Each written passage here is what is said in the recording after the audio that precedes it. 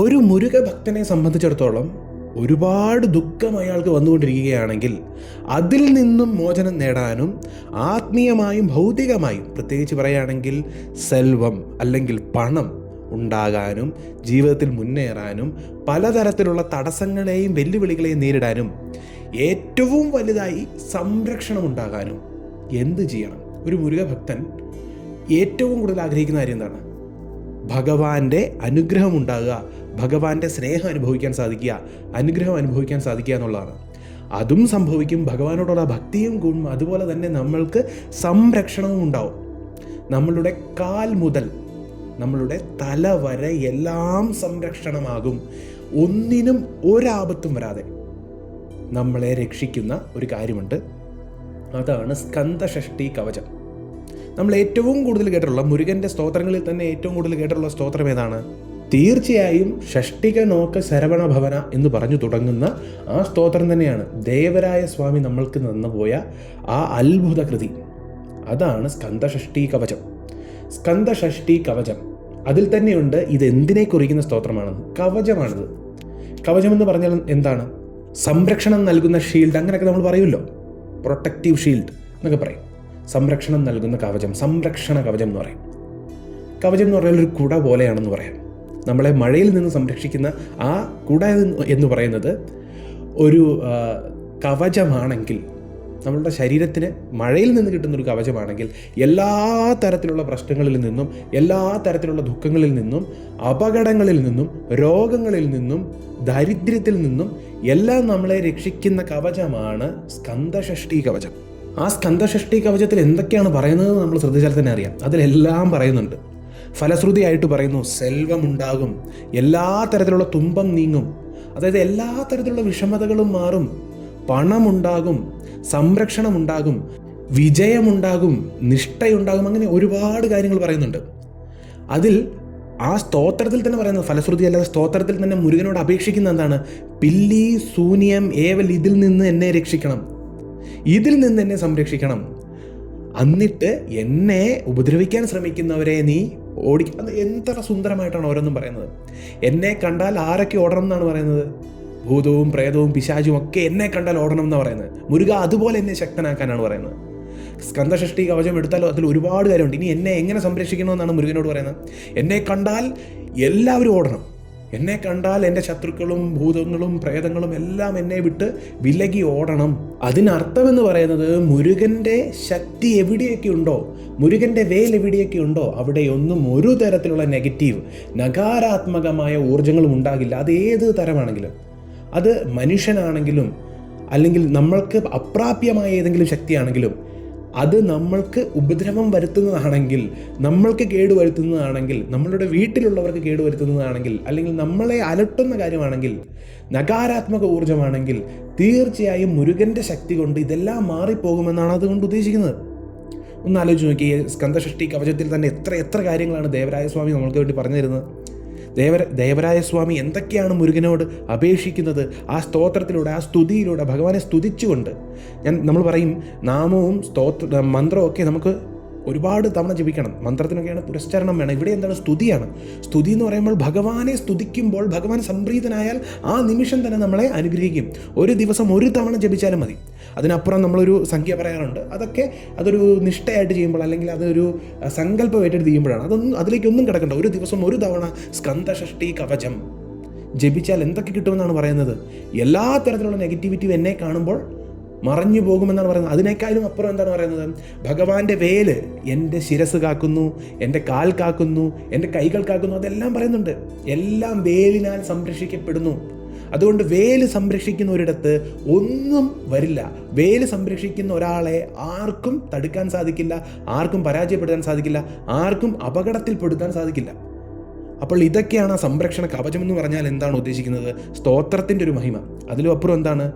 നമ്മൾക്ക് ഈ കവചത്തിലൂടെ സംരക്ഷണം മാത്രമല്ല, നമ്മൾക്ക് വേണ്ട പല കാര്യങ്ങളും ഇതിലൂടെ തന്നെ നടക്കും. നമ്മൾക്ക് ഏതെങ്കിലും ഒരു ജോലിയുടെ കാര്യത്തിലായിക്കൊള്ളട്ടെ, വിദ്യാഭ്യാസത്തിൻ്റെ കാര്യത്തിൽ പ്രത്യേകിച്ചുമായിക്കൊള്ളട്ടെ, ഭഗവാൻ ജ്ഞാനപ്പഴമാണ്. അപ്പോൾ ഭഗവാന്റെ സ്തോത്രം ഏത് ജപിച്ചാലും ജ്ഞാനമുണ്ടാവും, സെൽവമുണ്ടാവും, പണമുണ്ടാവും, അറിവുണ്ടാവും. ജ്ഞാനവും അറിവും അതുപോലെ മുരുകൻ്റെ വേൽ സംരക്ഷണവും നൽകുമ്പോൾ അതിനപ്പുറം ഒരു ഭക്തന് വേറെ എന്താണ് വേണ്ടത്? അതെല്ലാം നൽകുന്ന ഒരു ഭക്തനെ ഉയർത്താൻ സാധിക്കുന്ന, അവൻ്റെ ജീവിതത്തിൽ ഏതൊക്കെ പ്രതിസന്ധിയുണ്ടോ, എന്തൊക്കെ പ്രതിസന്ധിയുണ്ടോ അതെല്ലാം തരണം ചെയ്യിപ്പിച്ചുകൊണ്ട് മുന്നോട്ട് കൊണ്ടുപോകാൻ സാധിക്കുന്ന ഈ ഒരു സ്കന്ദഷഷ്ഠി കവചം. ഇനി ഇതിൽ ഒരു രഹസ്യവും കൂടിയുണ്ട്. ഇതിൽ ചില ബീജാക്ഷരങ്ങൾ അത്രയും മനോഹരമായിട്ട് ഗുരുപദേശം കൊണ്ട് മാത്രം കിട്ടുന്ന ചില ബീജാക്ഷരങ്ങൾ പോലും ദേവരായ സ്വാമിയുടെ കരുണ കൊണ്ട് ഈ സ്തോത്രത്തിൽ ചേർത്തിട്ടുണ്ട്. അതുപോലും നമ്മൾ അറിയാതെ ജപിച്ചു പോകുന്നുണ്ട്, ഒരു സ്തോത്രം സ്തുതി എന്നുള്ള രീതിയിൽ. അതുപോലെ ഒരു അത്ഭുതമാണ്. അങ്ങനെയൊക്കെ ഒരുപാട് അത്ഭുതകരമായിട്ടുള്ള കാര്യം ഈ സ്തോത്രത്തിൽ തന്നെയുണ്ട്. ഭഗവാന്റെ പലതരത്തിലുള്ള കാര്യങ്ങൾ ഇതിലുണ്ട്. അതിനപ്പുറം നമ്മൾ മനസ്സിലാക്കേണ്ടതാണ് അതിൻ്റെ ചില മാറ്റിയുള്ള പ്രയോഗങ്ങൾ, അങ്ങനെ ഒരുപാട് കാര്യങ്ങൾ ഇതിലുണ്ട്. അത് ഞാൻ എടുത്തു പറയാൻ അർഹനല്ല. അതിനുള്ളൊരു അർഹത എനിക്കില്ല. അതൊരു നല്ല ഗുരു പറഞ്ഞു തരേണ്ടതാണ്. അപ്പോൾ അങ്ങനെ ചില രഹസ്യങ്ങളുണ്ടെങ്കിൽ ഇതൊരു സ്തുതിയായി, സ്തോത്രമായി നമുക്ക് ജപിക്കാം.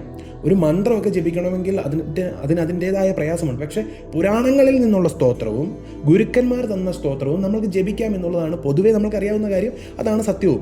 അതേസമയം തന്ത്രത്തിൽ നിന്നുള്ള സ്തോത്രങ്ങളൊന്നും നമ്മളങ്ങനെ എടുത്ത് ജപിക്കാൻ പാടില്ല. കാര്യം അതിൽ ബീജാക്ഷരങ്ങൾ വേറെ രീതിയിൽ കാണും, ഇതുപോലെ ആയിരിക്കില്ല. ഇതൊരു ഗുരുവിൻ്റെ കരുണ കൊണ്ട്, ആ ഗുരു ദേവരായ സ്വാമി എന്ന ആ ഗുരുവിൻ്റെ കരുണ കൊണ്ട് തന്നാണ്. അങ്ങനെ ഒരുപാട് സ്തോത്രങ്ങളുണ്ട്, അതിനൊക്കെ ഒരുപാട് തരം ഫലവുമുണ്ട്. അപ്രകാരം സ്കന്ദഷഷ്ഠി കവചത്തിൻ്റെ ഫലമാണ് ഞാൻ പറഞ്ഞത്. സ്കന്ദഷഷ്ഠി കവചം എന്നുള്ളൊരു കവചമുണ്ടെന്ന് പരിചയപ്പെടുത്തുകയാണ് ഞാൻ ചെയ്തത്. അതിനപ്പുറം ഈ സ്തോത്രത്തെ ഏത് രീതിയിൽ ഭക്തിയാദരവോടെ ജപിക്കണമെന്നൊക്കെ ഉള്ളത്, അല്ലെങ്കിൽ പാരായണം ചെയ്യണമെന്നുള്ളത് നമ്മൾ തന്നെയാണ് നിശ്ചയിക്കേണ്ടത്. അതൊക്കെ ഇത്തിരി തേടിപ്പോയാൽ കിട്ടുന്ന കാര്യമാണ്. ഏതാണെങ്കിലും ഇങ്ങനൊരു മഹത്തായിട്ടുള്ള ഒരു സ്തുതിയുണ്ട്, സ്തോത്രമുണ്ട്. ഇത് എല്ലാ തരത്തിലുള്ള വിജയവും എല്ലാ തരത്തിലുള്ള ആനന്ദവും ഒരാൾക്ക് എത്തിച്ച് തരാൻ സാധിക്കുന്നതാണ്. ഏറ്റവും പ്രധാനപ്പെട്ട കാര്യം എന്താണ്? ഇതിൽ ഏറ്റവും പ്രധാനപ്പെട്ടതായിട്ട് നമ്മൾ മനസ്സിലാക്കേണ്ട കാര്യം എന്താണ്? സംരക്ഷണം. നമ്മൾക്ക് പണമുണ്ടെങ്കിലും എന്തുണ്ടെങ്കിലും നമ്മളുടെ ശരീരത്തിന് സംരക്ഷണമില്ലെങ്കിൽ, നമ്മൾക്കെപ്പോഴും അപകടമാണെങ്കിൽ സംഭവിക്കുന്നതെങ്കിൽ, നമ്മൾക്കെപ്പോഴും ആരോഗ്യാവസ്ഥ താഴേക്കാണ് പോയിക്കൊണ്ടിരിക്കുന്നതെങ്കിൽ, ആരോഗ്യപരമായ ഒരു ജീവിതം നമ്മൾക്ക് മുന്നോട്ട് നയിക്കാൻ സാധിക്കുന്നില്ലെങ്കിൽ, എപ്പോഴും പ്രശ്നങ്ങൾ തന്നെയാണെങ്കിൽ, ഇപ്പോൾ നമ്മൾ സംരക്ഷണം നേടുക എന്ന് പറഞ്ഞാൽ എന്തിൽ നിന്നൊക്കെയാണ് സംരക്ഷണം നേടുന്നത്?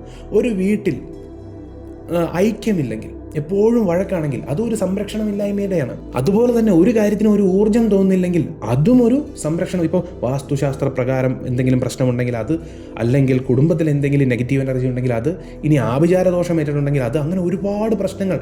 ഇതൊക്കെ വിശ്വസിക്കുന്നവരാണെങ്കിൽ, ഇതൊക്കെ വിശ്വസിക്കാത്തവരുണ്ടായിരിക്കാം, വിശ്വസിക്കുന്നവരാണെങ്കിൽ അവർക്കറിയാം, അനുഭവിച്ചവർക്കറിയാം ഇതൊക്കെ ഉള്ളതാണോ ഇല്ലയോ എന്ന്. അങ്ങനെയൊക്കെ അനുഭവിക്കുമ്പോൾ നമ്മൾ ഓരോന്ന് ചെയ്യണ്ടേ? വാസ്തുശാസ്ത്ര ദോഷ പ്രശ്നം നമ്മളിലേക്ക് ഏൽക്കുന്നുണ്ടെങ്കിൽ, അതിൻ്റെ നെഗറ്റീവ് എനർജി നമ്മളിലേക്ക് വരുന്നുണ്ടെങ്കിൽ അതിനൊരു കാര്യം, ആഭിചാരദോഷത്തിന് വേറൊരു കാര്യം. അങ്ങനെ ഒന്നും ചെയ്യണ്ട.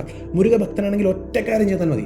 മുരുകനെ പൂർണ്ണമായി വിശ്വസിച്ച് സ്കന്ദഷഷ്ഠി കവചം ജപിക്കുകയാണെങ്കിൽ ആ ദേവരായ സ്വാമി എന്താണോ ഫലശ്രുതിയായിട്ട് പറഞ്ഞിരുന്നത്, എന്താണോ സ്തോത്രത്തിൽ പറഞ്ഞിരിക്കുന്നത്, അത് ഞാൻ എടുത്തു പറയുന്നു. അല്ലാതെ ഞാനാണിതെല്ലാം പറയുന്നത്, അല്ലെങ്കിൽ ഞാൻ എന്തോ ഇല്ലാത്ത കാര്യം പറയുന്നതാണെന്നൊന്നും വിചാരിക്കണ്ട. അല്ലെങ്കിൽ ഇത് നടക്കുമോ ഇല്ലയോ എന്നുള്ള സംശയം ഒന്നും വേണ്ട.